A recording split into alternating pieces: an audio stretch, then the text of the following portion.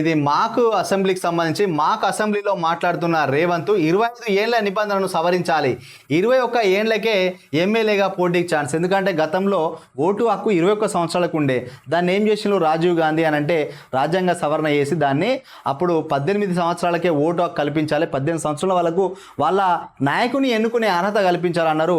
So 21 సంవత్సరాలకు మరి సర్పంచ్ కూడా ఎన్నికయ్యేటోళ్ళు ఉన్నారు. సో నిబంధనలు అంటే సడలించాలి. ఎమ్మెల్యేకు 25 సంవత్సరాల వయసు ఉంటుంది. మామూలుగా అసెంబ్లీకి పోటీ చేసే ఎమ్మెల్యే వయసు 25 సంవత్సరాలు ఉంటే ఎంపీగా పోటీ చేసే వాళ్ళకి మాత్రం 30 సంవత్సరాల వరకు ఉండాల్సి ఉంటుంది. సో దానికి సంబంధించిన నిబంధనలు కూడా ఎమ్మెల్యేగా పోటీ చేయాలంటే 21 సంవత్సరాలు పెడితే బాగుంటుందని అంటున్నారు. సో ప్రస్తుతం ఎమ్మెల్యేగా పోటీ చేయాలంటే వయసు 25 ఏళ్ళు ఉండాలి, దానికి 21 ఏళ్ళకు కుదించాలి. 21 ఏళ్ళకే ఐఏఎస్లు ఐపీఎస్లు ఎంపికై జిల్లాను నడిపిస్తున్నారు. అలాంటిది ఎమ్మెల్యే వయసుకు ఎందుకు కుదించకూడదు? ఈ మేరకు ఏకగ్రీవంగా తీర్మానం చేసి అసెంబ్లీలో ఆమోదించేలా కృషి చేస్తా అని సీఎం రేవంత్ రెడ్డి స్పష్టం చేశారు. గురువారం హైదరాబాద్లోని ఎల్బీ స్టేడియం వేదికగా 14,000 మంది విద్యార్థులతో బాల దినోత్సవాన్ని ఘనంగా నిర్వహించారు. ఈ సందర్భంగా మాట్లాడిన సీఎం పలు కీలక వ్యాఖ్యలు చేశారు. ఏకగ్రీవంగా తీర్మానం చేసి ఆమోదించేలా కృషి చేస్తా. ప్రతి వారం ఎమ్మెల్యేలు అధికారులు 2 ప్రభుత్వ పాఠశాలను విజిట్ చేయాలి.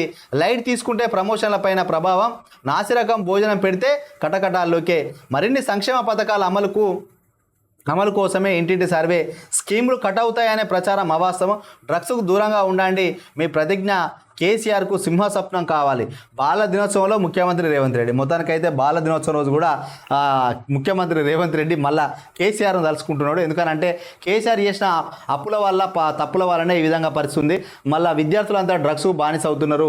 సో మీరు చేసే ఈ యొక్క సింహ నినాదాలంట కేసీఆర్ ఫామ్ హౌస్లో పడుకున్న కేసీఆర్కి వినబడాలి. ఎందుకంటే ఆయన వల్లే రాష్ట్రం ఈ విధంగా వెనక్కిపోయింది. 10 సంవత్సరాల్లో అభివృద్ధి ఆమడ దూరంలో ఉంచిండ్లు, 10 సంవత్సరాల్లో 100 సంవత్సరాల విధ్వంసం సృష్టించిండ్లు. మొత్తానికి ఎప్పుడన్నా ఎవరన్నా వచ్చి ఇట్లా బాలలతోటి బాలికలతోటి ఈ స్టేడియానికి పిలుచుకొని మాట్లాడినలా మీ యోగక్షేమాలు తెలుసుకున్నారా? మాకు అసెంబ్లీలో పిల్లలు మాట్లాడుతుంటే రేవంత్ రెడ్డి గారు కళ్ళు పెద్ద వేసుకొని చూసి ఒక విధంగా ఆశ్చర్యం గురైన వాళ్ళు మాట్లాడే విధానం కానీ వాళ్ళ యొక్క టాలెంట్ని చూసి రేవంత్ రెడ్డి గారు చాలా హర్షించారు. ఇక్కడ ప్రధానంగా వాళ్ళందరూ అడిగింది ఏంటంటే, సార్ 21 సంవత్సరాలకే అందరూ జిల్లా కలెక్టర్లు అవుతున్నారు. ఒక జిల్లా కలెక్టర్ జిల్లా మొత్తానికి బాస్గా ఆయనే 3-4 ఎమ్మెల్యేలు ఉన్న ఒక జిల్లా కూడా ఒక కలెక్టరే మొత్తం చూసుకుంటున్నప్పుడు ఆయన వయసు 21 సంవత్సరాలు ఉన్నప్పుడు ఒక నియోజకవర్గానికి 1,00,000 నుంచి 2,00,000 మంది ఓటర్లకు నాయకత్వం వహించే ఎమ్మెల్యే గారికి 21 సంవత్సరాల వయసు ఉంటే తప్పేంటి?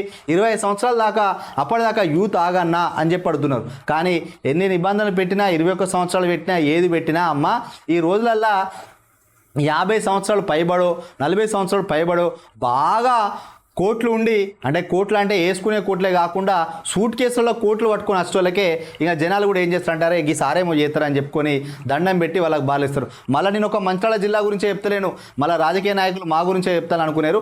119 నియోజకవర్గాలే కాదు భారతదేశంలో ఉన్న రాజకీయాల గురించి కూడా అవలోకన చేస్తూ చెప్తున్నా. ఎందుకంటే ధనం మూలం ఇదే జగత్. ఓటర్లు కూడా ఎట్లుంటారంటే పనిచేసే పాడి గేదెను పక్కన పెట్టి దున్నపోతుని తెచ్చుకున్నట్టుగా తయారవుతారు. ఎందుకంటే వాళ్ళు డబ్బిస్టోలు కావాలి. ఎందుకంటే ఓటుకు నోటు ఇవ్వాలి, మందు సీసాలు ఇవ్వాలి, కుంకుమ బరిలు వంచాలి, చీరలు వంచాలి, ఇంకా వాళ్ళ గుడి కట్టిస్తానాలి, సౌండ్ బాక్సులు కొనియాలి, ఇంకా ఏదంటే ఇంకా అవసరమైతే వాళ్ళని ఏదంటే అది అడుగుతారు.